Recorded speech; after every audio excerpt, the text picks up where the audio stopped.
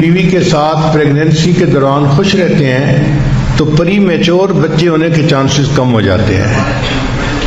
اور دوسرا، عورت کا جو بلڈ پریشر شوٹ کرتا ہے بچے کے دوران، پھر وہ شوٹ نہیں کرتا، اس کا بلڈ پریشر زیادہ نہیں ہوتا. اور تیسری سرچ یہ تھی کہ ایسی مائیں جو پریگننسی میں خوش رہیں ان کے بچے پہلے سال میں نہیں مرتے.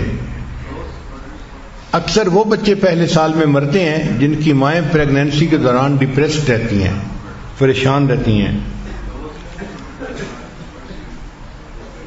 تیسرا point, keep your wife active during the last trimester. جو آخری 3 مہینے ہوتے ہیں حمل کے، اس کو لاسٹ ٹرائیمیسٹر کہتے ہیں. اس میں عورت کو ایکٹیو رہنا چاہیے. اس وقت بیبی کا سائز بھی کافی ہو چکا ہوتا ہے اور موومنٹ کافی مشکل ہو جاتی ہے، پینفل ہو جاتی ہے. مگر عورت کام کرتی رہے، ہلتی جلتی رہے، اس سے پھر نارمل ڈلیوری کے چانسز زیادہ ہو جاتے ہیں.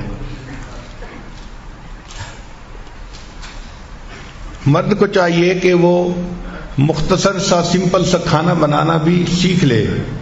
اس لیے کہ عورت اگر پریگننٹ ہے تو مے بی کہ وہ کوکنگ نہ کر سکتی ہو، تو ایسے وقت میں انڈے بنا لینا یا کوئی ایسی چیز جس کو انسان کھا کے اپنا وقت گزار لے، باہر کے کھانوں کی ضرورت نہ پڑے، یہ بھی ایک اچھی بات ہے.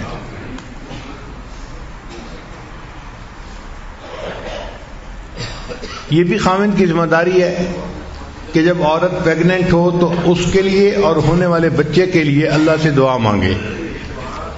چنانچہ انبیاء کرام نے اپنے ہونے والے بچوں کے لیے دعائیں مانگی جو قرآن مجید میں منقول ہیں.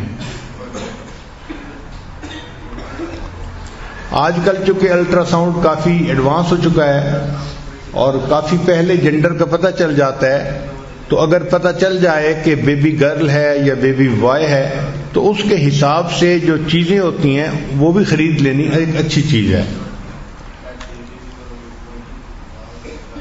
یہ وہ کام ہیں کہ جو بیبی کے برتھ سے پہلے کرنے پڑتے ہیں.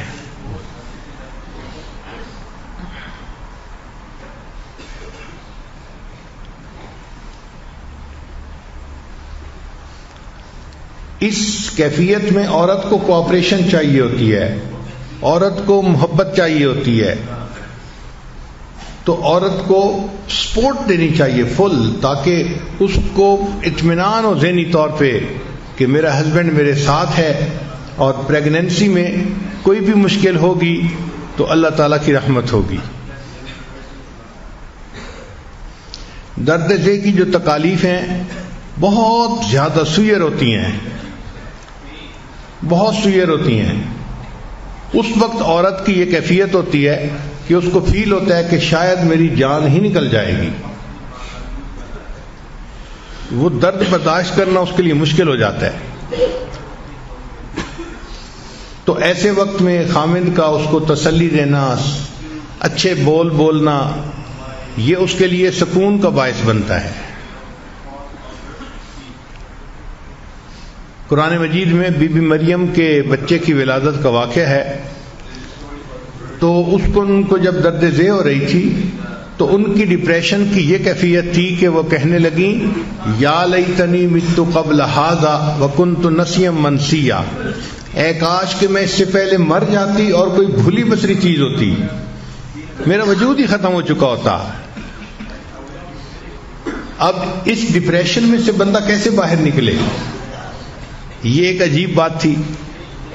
چنانچہ رب کریم نے انہیں بتایا کہ یہ آپ کے قریب جو کھجور کا درخت ہے نا، آپ اس کو ہلائیے اور اس میں سے جو کھجوریں گریں گی وہ کھجوریں کھائیے، پانی پیجیے اور اپنے بچے سے محبت کا اظہار کیجیے. اس کو وہ کر رہی ہے ہی نہیں، اس کو دیکھ کے آنکھوں کی ٹھنڈک بنائیے.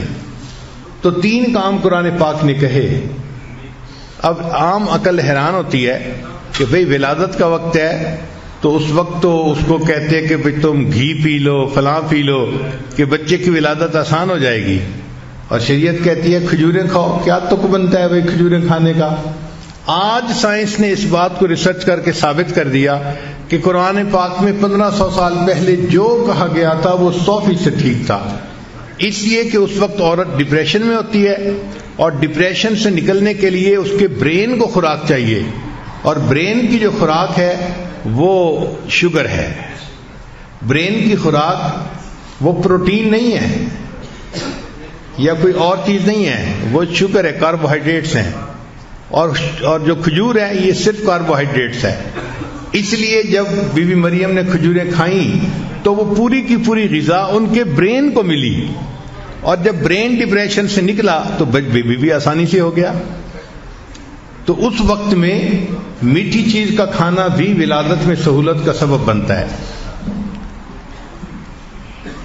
ایک صحابی نے اپنی والدہ کو گرمی کے موسم میں اپنے کندھے پہ اٹھا کے اس طرح حج کا طواف کروایا کہ ان کے اپنے پاؤں کے نیچے جوتی بھی نہیں تھی، تو نیچے سخت گرم پتھر تھے، پاؤں جل رہے تھے اور پاؤں میں چھالے بن گئے تھے۔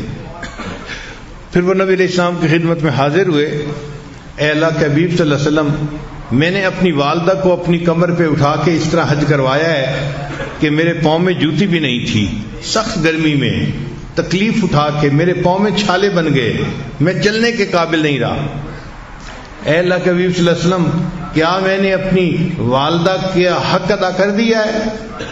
تو نبی علیہ السلام نے جواب میں فرمایا کہ جب تمہاری ولادت کا وقت تھا اس وقت تمہاری والدہ کو جو دردیں اٹھ رہی تھیں، ہو سکتا ہے کسی ایک درد کا بدلہ تم نے ادا کر دیا ہو، اور والدہ کے اوپر تو اس وقت کیا کیفیت ہوتی ہے یہ ماں ہی جانتی ہے۔ بچے کی ولادت کے وقت اس کے بس میں نہیں ہوتا، اسی لیے جو ہے اس کو اس وقت سمپتھی کی ضرورت ہوتی ہے۔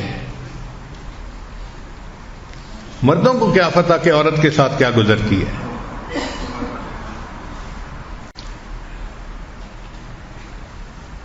تو ایسے وقت میں غصہ کرنا اور چھوٹی سی بات پہ بگڑ جانا یہ بیوقوفی کی علامت ہے۔